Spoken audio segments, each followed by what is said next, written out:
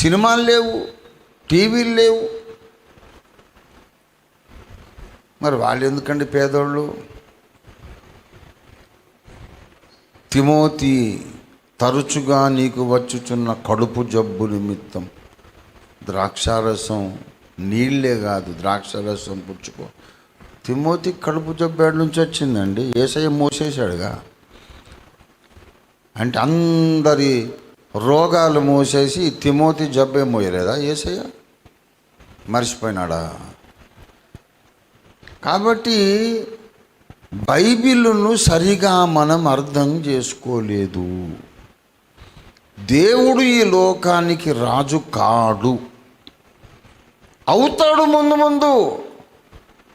ఇప్పుడు ఆయన రాజు కాదు. దేవుడే ఇప్పుడు రాజు అయితే జరుగుతున్న ప్రతి మానభంగానికి దేవుడే బాధ్యుడు. ప్రతి దొంగతనానికి, హత్యకు, దోపిడీకి, మోసానికి ఆయన బాధ్యుడు. దేవుడు పరిపాలిస్తే ఇట్లా ఉండదండి. దేవుని రాజ్యము నీతి, సమాధానం, సంతోషం. దేవుడు ఏలితే ఇంత దరిద్రంగా లోకం ఉంటే ఇక మనం పరలోకానికి పోవడం కూడా వేస్టే. అది కూడా ఇంతే దరిద్రంగా ఉంటుంది అన్నమాట. సాతాను ఈ లోకాధికారి, కానీ దేవుడేమో సర్వాధికారి. దేవునికి స్తోత్రం కలుగును గాక. సాతానుగాడు సర్వాధికారి కాదు, వాడు ఈ లోకానికి అధికారి. ఈ యుగములో వాడు దేవునిగా చలామణి అవుతున్నాడు. 2వ కొరింథీ పత్రిక 4వ అధ్యాయం 4వ వచనం చదవండి దయచేసి. దేవుని స్వరూపి అయ్యున్న క్రీస్తు యొక్క మహిమను కనబరుచు సువార్త ప్రకాశము ఈ లోక జనులకు ప్రకాశింపకుండు నిమిత్తం ఈ యుగ సంబంధమైన దేవత, వాని పేరు the God of this age. ఈ యుగ సంబంధమైన దేవత. మరి యేసయ్య ఎవరండి? ప్రతి యుగములన్నిటిలో ఆయన దేవుడు.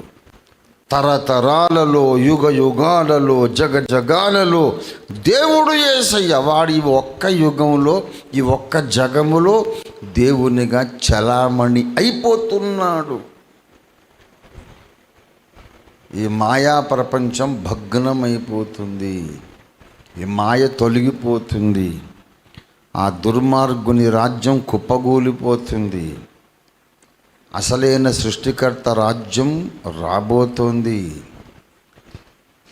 ఆయన రాజ్యం వచ్చేదాకా, దేవుని రాజ్యం వచ్చేదాకా దేవుని ప్రతినిధులుగా మనం భూమి మీద జీవిస్తున్నాము. కాబట్టి మనం కొన్ని వాస్తవాలు నెమరు వేసుకుందాం. తెలిసిన విషయాలే, కానీ ప్రభు రాకడకు మనం సమీపంగా సిద్ధంగా ఉండాలంటే కొన్ని వాస్తవాలు, కొన్ని ఫ్యాక్ట్స్ మనం చెప్పుకోవాలి. ఈ లోకమంతా అబద్ధాలతో నింపేశాడు వాడు. అబద్ధములకు జనకుడైన వాడు ఆదాము దగ్గర రాజదండము దొంగిలించి మానవ జాతిని తన బానిసలుగా చేసుకొని మానవ జాతి మనస్సులను దేవునికి లోబడకండి, అవిధేయులు కండి అని ప్రేరేపించాడు. ఎఫెసీ పత్రిక 2వ అధ్యాయం 2-3 వచనాలు చదవండి దయచేసి. మీరు వాటిని చేయుచు వాయుమండల సంబంధమైన అధిపతిని అనగా అవిధేయులైన వారిని, ఇప్పుడు ప్రేరేపించు శక్తికి అధిపతిని, వాడి పేరే వాయుమండలాధిపతి. వాయుమండలాధిపతి వాడి పేరు. వాడు ఏం చేస్తున్నాడు? అవిధేయులైన వారందరిని ఎప్పుడూ ప్రేరేపించే శక్తి వాడు. ఎవడైనా దేవునికి లోబడడం లేదంటే, దేవుని వాక్యానికి లోబడడం లేదంటే వాడిని ఎవరు ప్రేరేపిస్తున్నారు? సాతాను. అందుకే పల్లెటూర్లలో దయ్యం పట్టిన వాళ్ళని ఏమంటారు? గాలి సోకిందంటారు. గాలి మన